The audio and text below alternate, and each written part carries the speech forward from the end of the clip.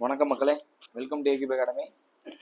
So நம்ம RRB current affairs பார்த்துட்டு இருக்கோம் இல்லையா, அதனுடைய 4th வீடியோ. இதுக்கு இடையில ஒரு வீடியோ நான் கொடுத்துருப்பேன், இம்பார்ட்டன்ட் ஆக்ட்ஸ்னு ஒரு வீடியோ நீங்கள் பார்த்துருந்துருப்பீங்க.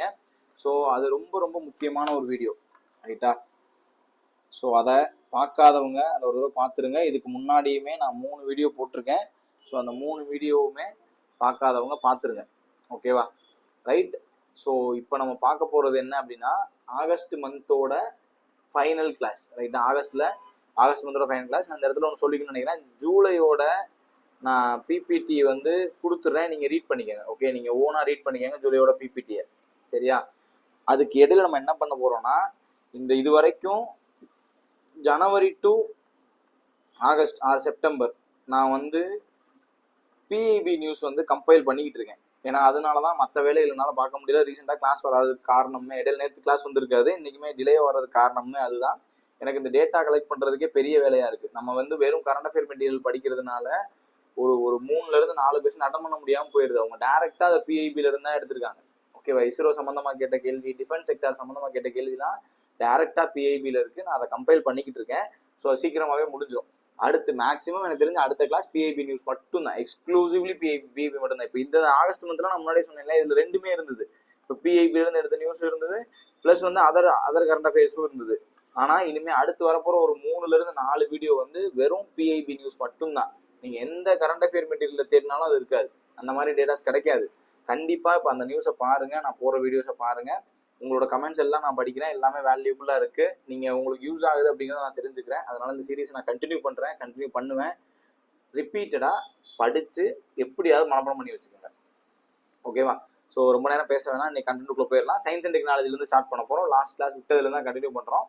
ஆகஸ்ட்டை முடிச்சதுக்கப்புறம் நான் ஜூலையோட பிபிடி குரூப்ல டெலகிராம் சேனல்ல போட்டு விட்டுறேன். ஜாயின் பண்ணாதவங்க ஜாயின் பண்ணிக்கோங்க. அதுல ஜூலையோட கம்ப்ளீட் பிபிடி இருக்கும். ஒரு 110-120 ஸ்லைடு இருக்கும். அதை மட்டும் ரீட் பண்ணிக்கோங்க. ஒருவேளை முடிஞ்சிச்சுன்னா நான் அதை நடத்தி விட்டுறேன். நடத்த முடியாத பட்சத்துக்கு அதை நீங்க இப்ப படிங்க. நான் அதுக்கப்புறம் பிஏபி நியூஸ் முடிச்சதுக்கப்புறம் டைம் இருந்துச்சுன்னா நான் அதை போட்டுறேன், ஓகேவா? வேற ஏதாவது டவுட் இருந்துச்சுன்னா கமெண்ட் பண்ணுங்க. So starting with Nisar satellite. Nisar, NISAR, Nisar satellite launch ஆயிருக்கு. யாரு லான்ச் பண்ணியிருக்கா அப்படின்னா, இஸ்ரோவும் நாசாவும் சேர்ந்து, நாசா அண்ட் இஸ்ரோ 2 பேரும் சேர்ந்து இந்த நிசார் அப்படிங்கிற சேட்டலைட்டை லான்ச் பண்ணியிருக்காங்க. ஸோ நிசாரோட ஃபுல் ஃபார்ம் என்னன்னா, NASA ISRO synthetic aperture radar. NASA ISRO synthetic aperture radar அப்படிங்கிறது தான் இந்த நிசாரோட ஃபுல் ஃபார்ம். இது ஒரு ராக்கெட் எங்க இருந்து லான்ச் ஆயிருக்குன்னா, GSLV F-16 அப்படிங்கிற ராக்கெட் மூலமா ஸ்ரீஹரிகோட்டால இருந்து லான்ச் பண்ணியிருக்காங்க. GSLV F-16 அப்படின்னா Jio synchronise satellite launch vehicle. GSLV F-16 அப்படிங்கிறது அந்த லான்ச் வெஹிக்கிளோட நேமு. ஸ்ரீஹரிகோட்டால வந்து லான்ச் பண்ணியிருக்காங்க, ஓகேவா? இதுல முதல் முறையா இஸ்ரோவும் நாசாவும் சேர்ந்து ஒரு எர்த் அப்சர்வேஷன் சேட்டலைட்டை லான்ச் பண்ணியிருக்காங்க. இது ஒரு earth observation mission. Earth observation mission அப்படின்னா அது என்ன பண்ணும்னா, எர்த்தினுடைய day and night all weather condition ரிப்போர்ட்டை எவ்ரி 12 டேஸுக்கு அது கொடுத்துட்டே இருக்கும். எவ்ரி 12 டேஸுக்கு day and night all weather imagery access, அதாவது இமேஜா எடுத்து நம்ம கொடுத்துட்டே இருக்கும். கிட்டத்தட்ட இட் கவர்ஸ் 242 கிலோமீட்டர்ஸ், 242 கிலோமீட்டரை கவர் பண்ணி எவ்ரி 12 டே அது நமக்கு ரிப்போர்ட் கொடுத்துட்டே இருக்கும். அந்த ரிப்போர்ட்டை வச்சு நம்ம எர்த்தோட மூவ்மெண்ட்ஸை தெரிஞ்சுக்கலாம், ஓகேவா? ரைட். அதே மாதிரி இந்த first satellite fitted with 2 SAR அப்படின்னா synthetic aperture radar. L band, S band அப்படின்னு 2 பேண்டை கொண்டு இது செயல்படுது. ஸோ எல் பேண்ட் யார் தயாரிச்சா, எஸ் பேண்ட் யார் தயாரிச்சா அப்படிங்கிறது கேட்கறதுக்கு வாய்ப்பு இருக்கு. So L band, S band வச்சு தயாரிக்கப்பட்ட முதல் சேட்டலைட்டே நிசார் தான். எல் பேண்ட் அப்படிங்கிறது நாசாவால தயாரிக்கப்பட்டது. எஸ் பேண்ட் அப்படிங்கிறது இஸ்ரோவால தயாரிக்கப்பட்டது, ஓகேவா? எல் பேண்ட் அப்படிங்கிறது யாரால தயாரிக்கப்பட்டதுன்னா நாசாவால தயாரிக்கப்பட்டது. எஸ் பேண்ட் அப்படிங்கிறது இஸ்ரோவால தயாரிக்கப்பட்டது, ஓகேவா? இதையும் கேட்கறதுக்கு வாய்ப்பு இருக்கு. ஏன்னா அவங்க போய் இப்படிதான் கேட்கறாங்க, நம்ம மேலோட்டம் படிக்கிறதையுமே கேட்கறது இல்லை. ஸோ இன்னும் கொஞ்சம் போய் இதை தெரிஞ்சுக்கலாம். எல் பேண்ட், ஏன்னா இது பிஐபிலையும் இந்த நியூஸ் நான் எடுத்து வச்சிருக்கேன். சயின்ஸ் அண்ட் டெக்னாலஜி எடுக்கும் போது பிஐபில இதே நிசாரை பத்தி கொடுத்துருந்ததுதான் அந்த L band, NASA, S band, இஸ்ரோன்றதை நான் தெரிஞ்சுக்கிட்டேன். கண்டிப்பா கேட்பாங்க எல் பேண்ட் யாரு, எஸ் பேண்ட் யாரு அப்படின்னு கேட்கறதுக்கு வாய்ப்பு இருக்கு. ஸோ தெரிஞ்சு வச்சுக்கோங்க. எல் பேண்ட் வந்து நாசா, எஸ் பேண்ட் இஸ்ரோ, ஓகேவா? இது எவ்வளவு கிலோமீட்டரை கவர் பண்ணுதுன்னா 242 கிலோமீட்டர், எவ்ரி 12 டேஸ் ரிப்போர்ட் கொடுக்கும். இதை மட்டும் நீங்க ஞாபகம் வச்சு இந்த ராக்கெட் பேரை மறந்துடாதீங்க. GSLV F-16 rocket. GSLV அப்படின்னா geosynchronous satellite launch vehicle, ஓகேவா? ரைட். அடுத்த நியூஸ் போலாமா? Next news, Eris. ஏரிஸ் அப்படிங்கிறது ஆஸ்திரேலியாவில் தயாரிக்கப்பட்ட முதல் உள்நாட்டு சேட்டலைட். ஆஸ்திரேலியாவில் தயாரிக்கப்பட்ட first indigenously design and built orbital rocket Eris. ஓகேவா? இப்போ இந்த எரிஸ் அப்படிங்கிறது என்னன்னு கேட்டாங்கன்னா ஆஸ்திரேலியாவோட ராக்கெட். இது சக்சஸ் ஆகல, இட் இஸ் ஃபெயிலியர்ட். உடனேவே அது ஃபெயிலியர் ஆச்சு, அதாவது வெடிச்சிருச்சு 14 செகண்ட்ல. அது மேல லிஃப்ட் ஆஃப் ஆகி 14 செகண்ட்ல வெடிச்சிருச்சு. ஸோ அது ஃபெயிலியர் மிஷன் தான். இருந்தாலும் எரிஸோட ஃபர்ஸ்ட் ஆஸ்திரேலியாவோட ஃபர்ஸ்ட் இண்டிஜினியஸ் டிசைன் சென்டர்னால நம்ம ஞாபகத்தில் வச்சுக்கணும். ஓகேவா? Next news, Dhruva space. Dhruva ஸ்பேஸ்ன்றது என்ன அப்படின்னா, இதுல இந்த நியூஸ் வந்து இம்பார்ட்டன்ட் இல்லை. துருவா ஸ்பேஸ் அப்படிங்கிறது இந்தியாவில் ஹெட் குவார்டரா இருக்கக்கூடிய ஒரு startup, space startup. ஓகேவா? ஸ்பேஸ் ஸ்டார்ட் அப், அந்த நேம ஞாபகத்தில் வச்சுக்கோங்க. இவங்க என்ன பண்ணியிருக்காங்கன்னா, ஆஸ்திரேலியாவோட 2 பேலோட்ஸை ஃபால்கான் F9 ராக்கெட் மூலமா விண்வெளிக்கு அனுப்ப போறாங்க. துருவா ஸ்பேஸ் அப்படிங்கிற நிறுவனம் ஆஸ்திரேலியாவோட 2 rocket, nexus not 1 OTR2, nexus not 1 OTR2 அப்படிங்கிற 2 சேட்டலைட்ஸை விண்வெளிக்கு அனுப்ப போறாங்க. ஸோ அதுக்கான ஒரு ஒரு ஒரு வேலையை அவங்க பார்த்துருக்காங்க. ஸோ துருவா ஸ்பேஸ் எங்க இருக்கு அப்படின்னா, அதோட ஹெட் குவார்டர்ஸ் வந்து ஹைதராபாத், தெலுங்கானா. 2012 துவங்கப்பட்டது. ஓகேவா? Right. Next news, hope analogue mission. So hope analogue mission, ஹோப்னா என்ன அப்படின்னா, Himalayan outpost for planetary explosion. இப்போ உதாரணத்துக்கு நம்ம வந்து இந்தியர்கள் வந்து மூணுக்கு அனுப்பணும், ரைட்? அதாவது மூணுல இந்தியாவில் காலடி எடுத்து வைக்கணும் இஸ்ரோ, அதாவது இஸ்ரோ டார்கெட் வச்சிருக்கு, இந்தியன் கவர்மெண்ட்டும் டார்கெட் வச்சிருக்கு. அப்போ மூணோட சர்ஃபேஸ் எப்படி இருக்கும், அல்லது மூணுல இருக்கக்கூடிய அட்மாஸ்பியர் எப்படி இருக்கும் அப்படிங்கிறதுலாம் நமக்கு தெரியாது. இப்போ இன்னும் 3 தாண்டி நம்ம என்ன யோசிப்போம், மார்ஸுக்கு ஆல்ரெடி சேட்டலைட் அனுப்பியிருக்கோம், மார்ஸுக்கு மனுஷன் அனுப்புறோம் அப்படின்னு வச்சுக்கிட்டா மார்ஸோடதெல்லாம் எப்படி இருக்கும்னு நமக்கு தெரியாது. ஸோ அதை சிமுலேட் பண்ணி பார்க்கணும் இல்லையா? அந்த சிமுலேஷனுக்காக உருவாக்கப்பட்டதான் இந்த analogue mission, Himalayan outpost for planetary explosion. அதான் எக்ஸ்ப்ளோரேஷன், அதுதான் ஹோப். இது ஒரு அனலாக் மிஷன். எங்க பண்ணிருக்காங்க அப்படின்னா, லடாக்ல. ஓகேவா? சோக்கர் வேலி லடாக், சோக்கர் வேலி லடாக் கிட்டத்தட்ட 4730 மீட்டர் ஹைட்ல பண்ணியிருக்காங்க. இது வந்து மார்ஸ் மாதிரியும் மூன் மாதிரியும் ஸ்டிமுலேட் பண்றதுக்காக. ஓகேவா? அந்த அங்க கண்டிஷன்ஸ் எப்படி இருக்கும், அதை எப்படி ஹேண்டில் பண்றது அப்படிங்கிறத ஸ்டிமுலேட் பண்றதுக்காக உருவாக்கப்பட்டதுதான்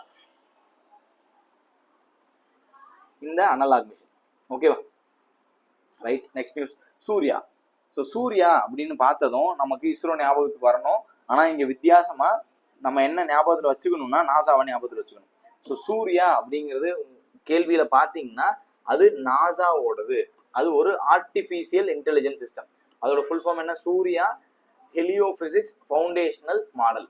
சூர்யா ஹெலியோபிசிக்ஸ் ஃபவுண்டேஷனல் மாடல், அது ஒரு advanced artificial intelligence system designed by NASA.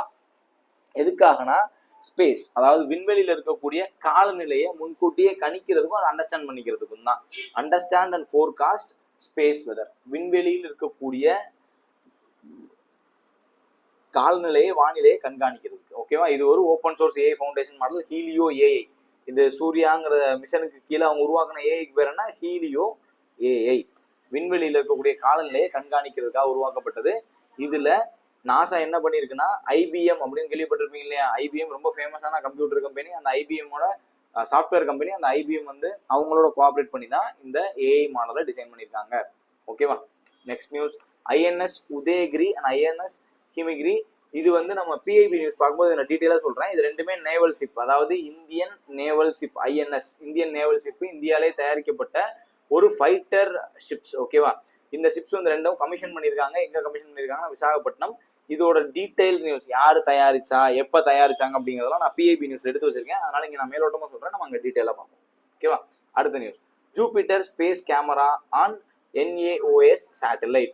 So இந்த NAOS satellite, national advanced optical system satellite, யாரு லான்ச் பண்ணியிருக்கா அப்படின்னா, இதை லான்ச் பண்ணது எங்க இருந்து லான்ச் பண்ணியிருக்காங்கன்னா, கலிபோர்னியா USA இருந்து லான்ச் பண்ணியிருக்காங்க. ஆனா லான்ச் பண்ண அந்த company Israeli base company, Israel நாட்டை சேர்ந்த டிஃபென்ஸ் கம்பெனி எலிபெட் சிஸ்டம்ஸ் அப்படிங்கிற கம்பெனி தான் அதை லான்ச் பண்ணியிருக்கு. ஓகேவா? இஸ்ரேலை பேஸ் பண்ண எலிபெட் சிஸ்டம் அப்படிங்கிற கம்பெனி தான் இந்த ஜூபிட்டர் ஸ்பேஸ் கேமரா மிஷனை national advanced optical system satellite அப்படிங்கிறது பேர்ல அனுப்பிச்சிருக்கு. ஓகேவா? என்ன ராக்கெட் மூலமா, ஸ்பேஸ் எக்ஸ் ஃபால்கன் 9 ராக்கெட் மூலமா அனுப்பிச்சிருக்கு. சரியா?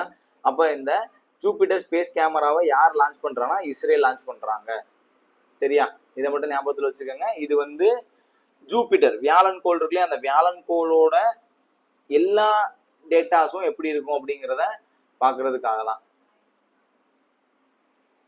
ரைட். அடுத்த news, naval exercise SIMBEX. So SIMBEX அப்படிங்கிறது Singapore India maritime bilateral exercise. சிங்கப்பூரும் இந்தியாவும் சேர்ந்து பங்கெடுக்கிற ஒரு நேவல் எக்ஸசைஸ். இது எங்க நடந்திருக்கு, இந்த வட்டம் எங்க நடந்திருக்குன்னா சிங்கப்பூர்ல நடந்திருக்கு. இதுல INS Satpura, INS Delhi, INS Kiltan, INS சக்தின்ற 4 இந்திய கடற்படை கப்பல்கள் வந்து கலந்துட்டு இருக்காங்க. ஓகேவா, இந்த அளவுக்கு தெரிஞ்சுக்கிட்டா போதும். ஸோ சிம்பெக்ஸ் அப்படிங்கிறது என்னன்னு தெரிஞ்சுக்கிட்டா போதும். சிங்கப்பூர் இந்தியா எங்க நடந்துச்சு, சிங்கப்பூர்ல 4 கப்பல்கள் கலந்துட்டு இருக்கு. ஓகேவா, அடுத்த news, India Philippines joint naval exercise. இந்தியாவும் பிலிப்பைன்ஸும் சேர்ந்து மெரிடைம் ஜாயின்ட் நேவல் எக்ஸசைஸ் அல்லது எம்சிஏ மெரிடைம் கோஆபரேட்டிவ் ஆக்டிவிட்டி எங்க நடத்தியிருக்காங்க அப்படின்னா south China sea or west பிலிப்பைன்சின்னு சொல்லக்கூடிய கடல் பகுதியில் நடத்தியிருக்காங்க. South China sea or west பிலிப்பைன்சி அதுல நடத்தியிருக்காங்க. ரைட், அதுல எதுக்காக அப்படின்னா இந்தியாவுக்கும் பிலிப்பைன்ஸுக்கும் இடைப்பட்ட கடல் சார்ந்த உறவுகளை தக்க வச்சுக்கிறதுக்கு அல்லது சிறப்பாக்கிக்கிறதுக்கு. ஓகேவா, இதுல ஐஎன்எஸ் மைசூர், ஐஎன்எஸ் சக்தி, ஐஎன்எஸ் கில்டன் அப்படிங்கிற 3 கப்பல்கள் கலந்துருக்கு. இந்த 3 கப்பல்கள் பேரையும் ஞாபகத்தை வச்சுக்கணும் அவசியம் இல்லை, இருந்தாலும் தெரிஞ்சுக்கிறது நல்லது. இதுக்கு முன்னாடி கேட்டிருக்காங்க, இருந்தாலும் தெரிஞ்சுக்கங்க, முடிஞ்சளவு ஞாபகத்தில் வச்சுக்கோங்க. ஏன்னா எல்லாத்தையும் ஞாபகத்தில் கன்ஃபியூஸ் ஆக தான் செய்யும், இருந்தாலும் தெரிஞ்சுக்க ட்ரை பண்ணுங்க. அடுத்து ஸ்லினெக்ஸ். ஸோ ஸ்லினெக்ஸ் நீங்க ஆல்ரெடி கேள்விப்பட்டிருப்பீங்க. ஸ்ரீலங்கா இந்தியாவுக்கு இடையிலான ஒரு கடற்படை கூட்டு பயிற்சி 12th எடிஷனு. இது எங்க நடந்திருக்குன்னா கொலம்போ, ஸ்ரீலங்கா. ஓகேவா, ஸ்ரீலங்கா இந்தியா எக்ஸசைஸ் தான் ஸ்லினெக்ஸ். கொலம்போ ஸ்ரீலங்கால நடந்திருக்கு. இதுல 2 ஃபேஸ், ஹார்பர் ஃபேஸ் அப்படிங்கிறது கொலம்போலையும், சி ஃபேஸ் அப்படிங்கிறது கொலம்போ ஒட்டின ஒரு கடற்பகுதியிலையும் நடந்திருக்கு. ஓகேவா, ஸ்லினெக்ஸ். Right, 3 exercise பார்த்துட்டோமா. அடுத்து எக்ஸசைஸ் பிரைட் ஸ்டார். ஸோ இது ஆர்ம்டு ஃபோர்ஸஸுக்கு இடைப்பட்ட ஒரு எக்ஸசைஸ். இங்க நீங்க என்ன தெரிஞ்சுக்கணும் அப்படின்னா 700 பர்சனல் இந்தியன் ஆர்ம்டு ஃபோர்ஸஸ்ல இருந்து ஒரு 700 பேர் அதுல பார்ட்டிசிபேட் பண்ணிருக்காங்க எக்ஸசைஸ் பிரைட் ஸ்டார்ல. இது ஒரு மல்டிலேட்ரல் எக்ஸசைஸ். ஓகேவா, இந்த எக்ஸசைஸ் பிரைட் ஸ்டார்ங்கிறது எங்க நடந்துச்சுன்னா எகிப்துல நடந்துச்சு. முகமது நக்வீப் மிலிட்டரி பேஸ் இன் மாட்ரூத் கவர்னரேட். ஓகேவா, கவர்னரேட் ஈஜிப்த். ஞாபகத்தில் வச்சுக்கோங்க. எக்ஸசைஸ் பிரைட் ஸ்டார் இதுவும் நான் வந்து பிஐபி நியூஸ்ல எடுத்து வச்சிருக்கேன். இது கரண்ட் அஃபேர் மெட்டீரியல் இருந்து எடுத்தது. பிஐபில இன்னும் கொஞ்சம் டீடைல்டா இருக்கும். ஓகேவா, ரைட். அடுத்து கலாம் 1200. கலாம் 1200 என்னன்னு மட்டும் தெரிஞ்சுக்கிட்டா போதும். இது வந்து இஸ்ரோ வந்து டெஸ்ட் பண்ணி பார்த்திருக்காங்க. ஓகேவா, என்ன டெஸ்ட் பண்ணி பார்த்திருக்காங்கன்னா இது ஒரு சாலிட் ராக்கெட் மோட்டார். ராக்கெட்ல பயன்படுத்தக்கூடிய ஒரு மோட்டாருக்கு கலாம் 1200 அப்படின்னு பேர் வச்சிருக்காங்க. கலாம் உங்க எல்லாருக்கும் தெரியும், இந்திய ஜனாதிபதி. ஸோ அதை வந்து விக்ரம் 1 லான்ச் வெஹிக்கிள்ல அதை டெஸ்ட் பண்ணி பார்த்திருக்காங்க. அவ்வளவுதான். கலாம் 1200 என்னன்னு தெரிஞ்சுக்கணும் இல்லையா, அதுக்காக தான் நான் அதை சொல்லியிருக்கேன். கலாம் 1200 அப்படிங்கிறது ஒரு சாலிட் ராக்கெட் மோட்டார். இதை டெவலப் பண்ணது அல்லது இந்த டெஸ்ட்டை கண்டக்ட் பண்ணது யாருன்னு பார்த்தீங்கன்னா ஸ்கைரூட் ஏரோஸ்பேஸ் பிரைவேட் லிமிடெட் அப்படிங்கிறவங்க தான் இதை டெஸ்ட் பண்ணி பார்த்துருக்காங்க. எங்க சதீஷ் தவான் ஸ்பேஸ் சென்டர், ஸ்ரீஹரிகோட்டா, ஆந்திர பிரதேஷ். சரியா, கலாம் 1200 ஒரு சாலிட் ராக்கெட் மோட்டார். ஓகேவா, அடுத்த நியூஸ், ஹைட்ரஜன் பவர்டு ட்ரெயின். இந்தியாவின் முதல் ஹைட்ரஜன் பவர்டு ட்ரெயின். ரீசெண்டா நான் முன்னாடி இருந்தே சொல்லிட்டு இருக்கேன், ஹைட்ரஜன் வச்சு நிறைய ப்ராஜெக்ட் இந்தியா பண்ணிட்டு இருக்காங்க. ஏன்னா நெட் ஜீரோ எமிஷனை நோக்கி நம்ம போய்கிட்டு இருக்கோம் அப்படின்னு சொல்லியிருக்கேன்ல. இப்போ திரும்ப கேட்கிறேன், நெட் ஜீரோ எமிஷனுக்கான டார்கெட் என்ன? நெட் ஜீரோ பூஜ்ஜிய உமிழ்வு அப்படிங்கிறது இந்தியா வந்து எந்த வருஷம் நெட் ஜீரோ எமிஷனுக்கு வரணும் அப்படின்னு முடிவு பண்ணியிருக்கு. கமெண்ட்ல சொல்லுங்க. ஸோ இதுல ஹைட்ரஜன் பவர் ட்ரெயின் அப்படிங்கிறதும் ஒரு முக்கியமான பார்ட். அதை ICF integral coach factory Chennai வந்து மேனுஃபேக்சர் பண்ணியிருக்காங்க. அதோட டெஸ்ட் ரன் நடந்திருக்கு. ஓகேவா, இன்டெகிரல் கோச் ஃபேக்டரி அதை டெஸ்ட் ரன் பண்ணியிருக்காங்க. ஸோ ரொம்ப ரொம்ப முக்கியமானது ஹைட்ரஜன் பவர்டு ட்ரெயின். ஓகேவா, டெஸ்ட் கண்டக்ட் பண்ணியிருக்காங்க. அதை தயாரிச்சது ஐசிஎஃப். ஓகே, சென்னை, தமிழ்நாடு. அக்னி 5 மிசைலை வந்து டெஸ்ட் பண்ணி பார்த்துருக்காங்க. நான் இந்த அக்னி பத்தி கம்ப்ளீட் டீடைல் அகைன் பிஏபி நியூஸ்ல எடுத்து வச்சு தான் வந்தேன். அதனால இதெல்லாம் பார்க்கும்போது எனக்கு அதெல்லாம் தெரியுது. அக்னி 1னா என்ன, 2னா என்ன, 3னா என்ன, அக்னி பிரைம்னா என்ன, இதெல்லாம் எடுத்து வச்சிருக்கேன். அதில் நம்ம டீட்டெயிலாக பார்ப்போம். இங்கே அக்னி 5 மட்டும் பார்ப்போம். அக்னி 5 பேலஸ்டிக் மிசைலை வந்து, பேலஸ்டிக் அப்படின்னா அணு ஆயுதம், பேலஸ்டிக் மிசைலை வந்து டெஸ்ட் பண்ணி பார்த்துருக்காங்க. எங்க டெஸ்ட் பண்ணியிருக்காங்கன்னா ஒடிசா. ரைட்டா, ஒடிசால டெஸ்ட் பண்ணி பார்த்துருக்காங்க. டெவலப் பண்ணது டிஆர்டிஓ. ஓகேவா, டிஆர்டிஓ. இது இன்டர்மீடியட் ரேஞ்ச் பேலஸ்டிக் மிசைல். 5000 கிலோமீட்டருக்கு மேல இது துல்லியமா தாக்கக்கூடியது. ஓகே, நீங்க 5000 கிலோமீட்டருக்கு மேல போய் துல்லியமா தாக்கக்கூடியது. Nuclear capable. அதான் சொன்னீங்கன்னா பேலஸ்டிக் அப்படின்னாலே அது நியூக்ளியர் கேபபிள். இதோட வெயிட்லாம் தேவையில்லை. நீங்க கவனிச்சீங்கன்னா அக்னி 5 அப்படிங்கிறது 5000 கிலோமீட்டர், அக்னி 1ங்கிறது 700, 2ங்கிறது 2000, 3 4 2500 3500. இப்போ அக்னி 5 கொண்டு வந்தாங்க. 5000க்கு மேற்பட்ட கிலோமீட்டர் துல்லியமா தாக்கக்கூடிய அணு ஆயுதம் தாங்கிய ஏவுகணை. ஓகேவா, அணு ஆயுதம் தாங்கிய ஏவுகணை தான் அக்னி. ரைட், இதை டெவலப் பண்ணது DRDO ரீசெண்டா அக்னி 5 ஒடிசால டெஸ்ட் பண்ணி பார்த்துருக்காங்க. அடுத்த news 8th Commonwealth youth games. காமன்வெல்த்தோட யூத் கேம்ஸ் 8th எடிஷன். ஓகேவா, 8th எடிஷன் எங்க நடக்க போகுது அப்படின்னா மால்டா தீவுகள்ல நடக்க போகுது. ஓகேவா, மால்டா அப்படிங்கிறது தீவு பகுதி, அது ஒரு சிறிய தீவு, அங்க நடத்துறதா சொல்லியிருக்காங்க. யூத் கேம்ஸ் தான், காமன்வெல்த் யூத் கேம்ஸ். அதே மாதிரி ஆல்ரெடி சொல்லியிருந்தேன் 2026 காமன்வெல்த் கேம்ஸ் எங்க நடக்க போகுது அப்படிங்கிறத சொல்லுங்க. 2026 காமன்வெல்த் கேம்ஸ் எங்க நடக்க போகுது ஆல்ரெடி நான் சொல்லியிருக்கேன், கமெண்ட்ல அதை சொல்லுங்க. ஓகேவா, 2027 காமன்வெல்த் யூத் கேம்ஸ் அப்படிங்கிறது மால்டால நடக்க போகுது. ஓகேவா, 2027 அல்லது 8வது காமன்வெல்த் யூத் கேம்ஸ் அப்படிங்கிறது மால்டால நடக்க போகுது. உங்களுக்கான கேள்வி 2026 காமன்வெல்த் கேம்ஸ் எங்க நடந்துச்சு. அடுத்து மேக்னஸ் கால்சன்.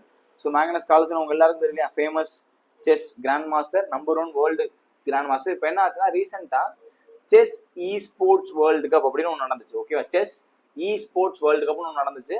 அதுல மேக்னஸ் கால்சனோட டீமான லிக்விட் அப்படிங்கிற டீம் வந்து ஜெயிச்சிருக்காங்க. ஓகேவா, ரைட். இது நடத்துனது யாருன்னு பாத்தீங்கன்னா esports world cup foundation, Saudi அரேபியால இது நடந்துச்சு. ஓகேவா, மேக்னஸ் கால்சனோட டீம் லிக்விட் தான் ஜெயிச்சிருக்காங்க, இ ஸ்போர்ட்ஸ் செஸ் இ ஸ்போர்ட்ஸை ஜெயிச்சிருக்காங்க. ஓகேவா, ரைட். அவங்க யாரை டிஃபீட் பண்ணாங்க அப்படின்னா பிரான்ஸ் நாட்டை சேர்ந்த டீம் ஃபல்கான டிஃபீட் பண்ணியிருக்காங்க.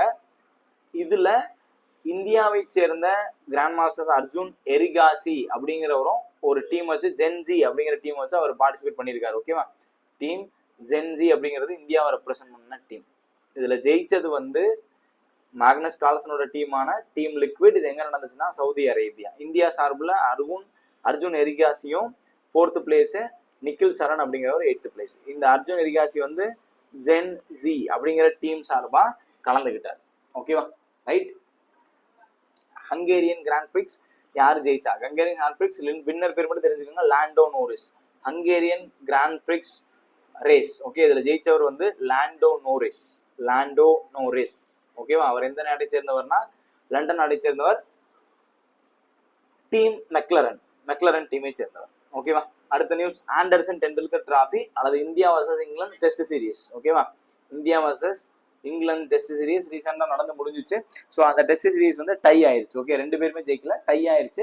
ஸோ அதுக்கு தான் ரீசெண்டா இந்தியா இங்கிலாந்து டெஸ்ட் சீரிஸ் தான் ரீசெண்டா என்ன பேர் வச்சிருக்காங்க, ஆண்டர்சன் டெண்டுல்கர் டிராஃபின்னு வச்சிருக்காங்க. ஆண்டர்சன் அதாவது இங்கிலாந்தை சேர்ந்த ஃபாஸ்ட் பவுலர், டெண்டுல்கர் உங்க எல்லாருக்கும் தெரியும் ஃபேமஸான Indian batter.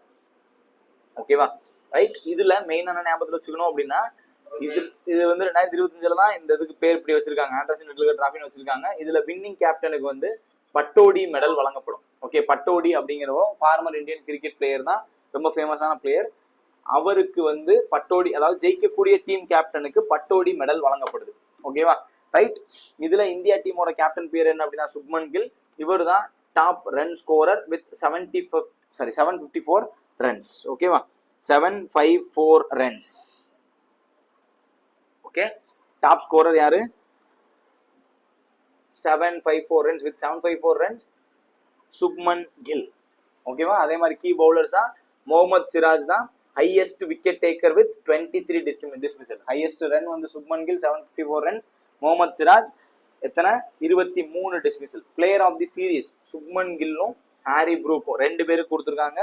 Shubman Gill and Harry Brook 2 பேருக்குமே என்ன கொடுத்துருக்காங்க, player of the series award கொடுத்துருக்காங்க. ஓகேவா, அதே மாதிரி இதுல நோட்டபிள் ஃபேக்ட்ல கில் வந்து ஒரு முக்கியமான டபுள் செஞ்சுரி அடிச்சாரு. ஜடேஜா இங்கதான் முக்கியமானது, வேர்ல்டு டெஸ்ட் சாம்பியன்ஸ் டிராஃபி. இந்த பாயிண்ட்டுக்காக தான் அந்த நியூஸை நான் போட்டேன், ரொம்ப ரொம்ப முக்கியமானது. ரீசெண்டா எந்த player world test champions trophy, WTCனா வேர்ல்டு டெஸ்ட் சாம்பியன்ஸ் டிராஃபில இதுல 2000 ரன்களையும் 100 விக்கெட்டையும் எடுத்த பிளேயர் யார் வேர்ல்டு டெஸ்ட்ல? அதாவது டெஸ்ட் கிரிக்கெட்ல, வேர்ல்டு டெஸ்ட் கிரிக்கெட்ல 2000 ரன்களையும் 100 விக்கெட்டுகளையும் எடுத்த வீரர் யாரு அப்படின்னு கேட்டாங்கன்னா, சமீபத்துல யாருன்னு கேட்டாங்கன்னா நீங்க தாராளமா யார் பேர் போடலாம், ஜடேஜா பேரை போடலாம். ஸோ ரொம்ப முக்கியமானது, ஞாபகத்தில் வச்சுக்கோங்க, அவர் பேரை மறந்துடாதீங்க. ஓகேவா, ரைட். ஸோ அடுத்த நியூஸ் போகுமா? அதே மாதிரி இந்த பாயிண்ட்டையும் கவனிச்சுக்கோங்க. சிராஜோட மைல் ஸ்டோன் என்ன அப்படின்னா first Asian with 7 4 wicket hauls in England. இங்கிலாந்துல 4க்கும் மேற்பட்ட முறை 7 விக்கெட்டுகள் வீழ்த்திய ஒரே ஆசிய கிரிக்கெட் வீரர் யாரு? முகமது சிராஜ். இந்த ரெக்கார்ட்லாம் ஞாபகத்தில் வச்சுக்கோங்க. இதுக்கு முன்னாடி கேட்டிருக்காங்க, நீங்களும் எழுதியிருப்பீங்கல்ல, கண்டிப்பா எழுதியிருப்பீங்க. ஸோ அதனால இந்த மாதிரி ஃபேக்ட் எல்லாம் கேட்கறதுக்கு வாய்ப்பு இருக்கு. ஓகே, விராட் கோலியை வச்சு ரோஹித் சர்மா வச்சுலாம் கேள்வி கேட்டிருக்காங்க. ஸோ ஜடேஜா ஞாபகத்தில் வச்சுக்கோங்க, முகமது சிராஜ் ஞாபகத்தில் வச்சுக்கோங்க, சுப்மன் கில்லை ஞாபகத்தில் வச்சுக்கோங்க. ஓகேவா? Next news, Rishabh Yadav. ரிஷப் யாதவ் அப்படிங்கிறவர் யார் அப்படின்னா மென்ஸ் இண்டிவிஜுவல் காம்பவுண்ட் ஆர்ச்சரி. ஓகேவா?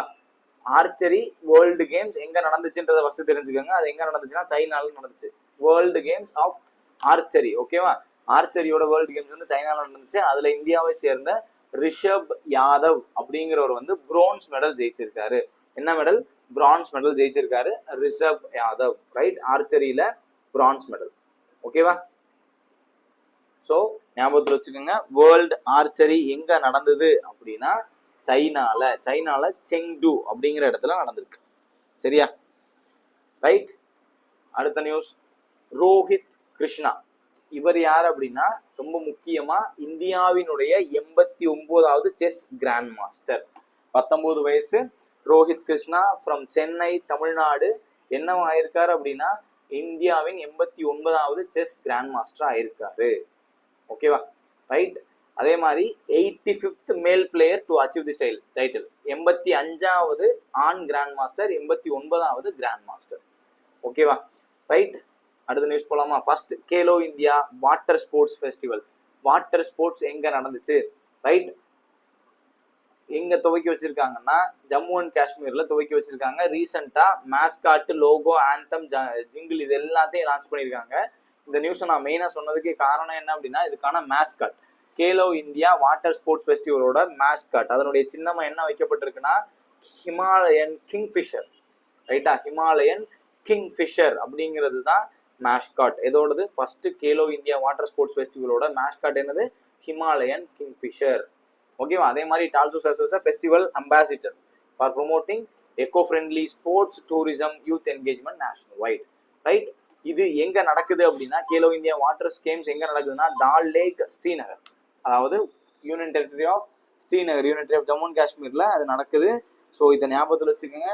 India Khelo India water sports festival, அதனுடைய mascot Himalayan kingfisher, Dal lake, Srinagar. ஓகேவா? Next news, Australian grand prix ஜெயிச்சவர் பேர் என்ன அப்படின்னா ஸ்பீல்பர்க். வென்யூ வந்து ஸ்பீல்பர்க், ஜெயிச்சவர் பேர் வந்து மார்க் மார்கெஸ். ரைட்டா? Australian grand prix Marc Marquez. ரீசெண்டா அந்த கிராண்ட் பிரிக்ஸை வச்சு கொஸ்டின் கேட்கல, இருந்தாலும் தெரிஞ்சுக்கிறது ஒரு சேஃபர் சைடு. ரைட்டா? அடுத்த news, 18th international olympiad on astronomy and astrophysics. ரைட்டா? 18th international olympiad on astronomy and astrophysics எங்க நடந்துச்சுன்னா Maharashtra. Okay, astronomy and astrophysics எங்க நடந்துச்சு? மகாராஷ்டிரால நடந்திருக்கு. இது நடத்தினவங்க யாரு அப்படின்னா Homi Bhabha centre for science education. Homi Bhabha centre for science education. இதுல இந்தியா 4 கோல்டு மெடலையும் 1 சில்வர் மெடலையும் ஜெயிச்சிருக்கு. International olympiad on astronomy and astrophysics எங்க நடந்துச்சுன்னா மகாராஷ்டிரா. மறந்துடாதீங்க. ஓகேவா? Right. Next news, first ever Asian short track speed skating trophy. ஓகேவா? Asian short track speed skating trophy எங்க நடக்குதுன்னா இந்தியா முதல் முறையா இந்தியாவில ஹோஸ்ட் பண்றாங்க. இந்தியால எங்க நடக்குது அப்படின்னா டேராடூன், உத்தரகண்ட்ல நடக்குது. ஓகேவா? Asian speed skating trophy Dehradun, உத்தரகண்ட்ல நடக்குது. முதல் முறையா இந்தியாவை நடத்துறாங்க. 11 நாடுகள் பங்கெடுத்திருக்கு. இதுல இந்தியாவோட சேர்த்து 11 நாடுகள் பங்கெடுத்திருக்கு. இதுல அதிக மெடல்கள் ஜெயிச்ச நாடு அப்படின்னா Thailand, second India, third Japan. ஓகேவா? Asian short track speed skating trophy இந்தியாவில் நடக்குது. இந்தியாவில் எங்க? டேராடூன்ல, உத்தரகண்ட்ல. 11 ஆசிய நாடுகள் கலந்து கொண்ட ஒரு ட்ராஃபி இது. இதுல first place Thailand, second place India, third place Japan. ஓகேவா? அடுத்த நியூஸ், சட்டேஸ்வர் புஜாரா ரீசெண்டா இன்டர்நேஷனல் கிரிக்கெட்ல இருந்து ரிட்டையர் ஆன இந்தியாவினுடைய மிக முக்கியமான test player, test specialist retire ஆயிட்டார். சட்டேஸ்வர் புஜாரா, சட்டேஸ்வர் அரவிந்த் புஜாரா ரொம்ப முக்கியமான ஒரு டெஸ்ட் பிளேயர், ரீசெண்டா ரிட்டையர் ஆயிட்டாரு. மொத்தமா எல்லா விதமான கிரிக்கெட் போட்டிகள்ல இருந்தும் ரிட்டையர் ஆயிட்டாரு. ஓகேவா? ஸோ அடுத்த news, Durand cup. Durand cup அப்படிங்கிறது எதோட ரிலேட் ஆனது அப்படின்னா ஃபுட்பாலோட ரிலேட் ஆனது.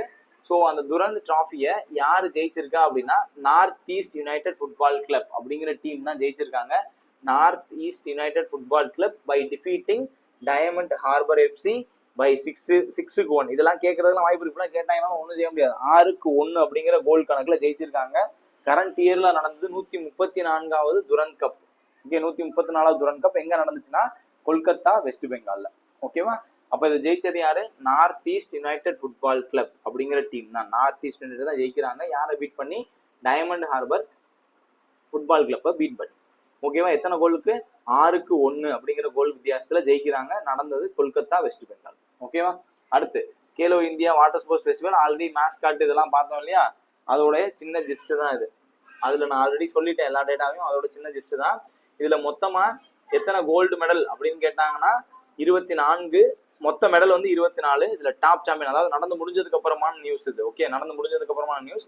இதுல டாப் சாம்பியன் வந்து மத்திய பிரதேஷ் தான் first place. 10 gold 3 silver 5 bronze. Okay, second place Odisha, third place Kerala. Khelo India water games Dal lake ஸ்ரீநகர்ல நடந்துச்சுன்னு நம்ம பார்த்தோம் இல்லையா? முன்னாடி மேஸ்காட் பார்த்தோம்ல, கிங் ஃபிஷர், ரைட்? அதே இதோட ரிசல்ட் தான் இது. மத்திய பிரதேஷ் தான் top place, second place Odisha, third place Kerala. இது first ever water sports festival. First ever water sports festival ஞாபகத்துல வச்சுக்கோங்க. அடுத்த news, world youth archery champions. World youth archery champions எங்க நடந்திருக்கு அப்படின்னா கனடால. ஓகேவா? எங்க நடந்திருக்கு? கனடால. இதுல இந்தியாவுடைய பெர்ஃபார்மன்ஸ் எடுத்துக்கிட்டீங்கன்னா இந்தியா 8 மெடல் ஜெயிச்சிருக்காங்க. அதுல டாப் பிளேஸ்ல இருந்தது சவுத் கொரியா, செகண்ட் பிளேஸ்ல இந்தியா இருந்தாங்க. ஓகேவா? டாப் பிளேஸ் யாரு? South Korea, second place India. 8 மெடலோட இந்தியா 2வது இடத்துல இருந்திருக்கு யூத் ஆர்ச்சரி சாம்பியன்ஷிப்ஸ்ல. யூத் ஆர்ச்சரி சாம்பியன்ஷிப் எங்க நடந்துச்சு? கனடால நடந்துச்சு. ஓகேவா? Next news, FIDE world cup, அதாவது செஸ்ஸினுடைய வேர்ல்டு கப். ஓகேவா? செஸ் வந்து FIDE, FIDE international chess federation, அதனுடைய வேர்ல்டு கப் 2025 எங்க நடக்க போகுதுன்னா கோவால நடக்க போகுது. ஓகேவா? கோவால நடக்க போகுது. இதுக்கு முன்னாடி சென்னையில ஒரு தடவை இந்தியாவில் நடக்கும்போது சென்னையில நடந்தது இல்லையா? நீங்க பார்த்துருப்பீங்க. ஸோ சென்னையில நடந்தது. இப்போ கோவால நடக்க போகுது. அக்டோபர் 30 இருந்து நவம்பர் 27 வரைக்கும் நடக்க போகுது. செஸ் வேர்ல்டு கப் 2025 நடக்க போற இடம் கோவா, இந்தியா. ஓகேவா? அடுத்து Dharambir and Preethi Pal. Paralympic committee என்ன பண்ணியிருக்காங்க அப்படின்னா ரீசெண்டா 12th வேர்ல்டு பேரா அத்லெட்ஸ் சாம்பியன்ஷிப். ஓகே, 12th பேரா அத்லெட் சாம்பியன்ஷிப் எங்க நடக்க போகுதுன்னா நியூ டெல்லியில் நடக்க போகுது. அதுக்கு பிளாக் பேரர்ஸா இந்த 2 அத்லெட்ஸை நியமிச்சிருக்காங்க. ஓகேவா? தரம்பீர் அண்ட் பிரீத்தி பால், இவங்க 2 பேருமே அடுத்து நடக்க போற 12th வேர்ல்டு பேரா அத்லெட்டிக் சாம்பியன்ஷிப்ஸ். 12th வேர்ல்டு பேரா அத்லெட்டிக் சாம்பியன்ஷிப் எங்க நடக்க போகுது? நியூ டெல்லியில நடக்க போகுது. அதுக்கான பிளாக் பீரர்ஸ், கொடி ஏந்தி நடந்து போவாங்க இல்லையா? அதுக்கான 2 பேர் தான் தரம்பீரும் பிரீத்தி பாலும். ஓகேவா? நீரஜ் சோப்ரா, உங்க எல்லாருக்கும் தெரியும் நீரஜ் சோப்ரா என்ன ஸ்போர்ட்ஸை சேர்ந்தவர்னு தெரியும். ஸோ நீரஜ் சோப்ரா வந்து ஒலிம்பிக்ல மெடல் வாங்கின மிக முக்கியமான இந்தியர். ஸோ அவர் டைமண்ட் லீக் ஃபைனல் விளையாண்டுருக்காரு. ஓகே, டைமண்ட் லீக் ஃபைனல் எங்க நடந்துச்சு அப்படின்னா சுவிட்சர்லாந்துல நடந்துச்சு. So Neeraj Chopra runner up, winner கிடையாது, ரன்னர் அப். ஜாவ்லின் த்ரோல ரன்னர் அப். வின்னர் யாரு அப்படின்னா ஜூலியன் வெப்பர், ஜெர்மனியை சேர்ந்தவர். 91.57 மீட்டர் எரிஞ்சிருக்காரு. ஓகேவா? ரைட், ஜூலியன் வெப்பர், ஜெர்மனியை சேர்ந்தவர் தான் இந்த டைமண்ட் லீக் ஃபைனல்ல champion. Neeraj Chopra runner up. எங்க நடந்துச்சு? சுவிட்சர்லாந்து. ஓகேவா? சிபு சோரன் ரீசெண்டா இறந்து போயிட்டாரு. சிபு சோரன் ரொம்ப முக்கியமான ஒரு ஆள். இப்போ அதோட ஸ்போர்ட்ஸ் முடிஞ்சிருச்சு. அடுத்த நியூஸ்ல போறோம். Shibu Soren former chief minister of Jharkhand ரீசெண்டா இறந்து போயிட்டார். ரொம்ப முக்கியமான ஆள். கேட்டாங்கன்னு தெரியணும்ல எந்த ஸ்டேட்டோட சீஃப் மினிஸ்டர் சிபு சோரன் கேட்டாங்கன்னா ஜார்க்கண்ட். ப்ரீவியஸா ஜார்க்கண்ட்ல இருந்திருக்காரு. அடுத்து சத்யபால் மாலிக் ரீசெண்டா இறந்து போனார். Former governor of Jammu and Kashmir. ரொம்ப ரொம்ப முக்கியமான ஆள்.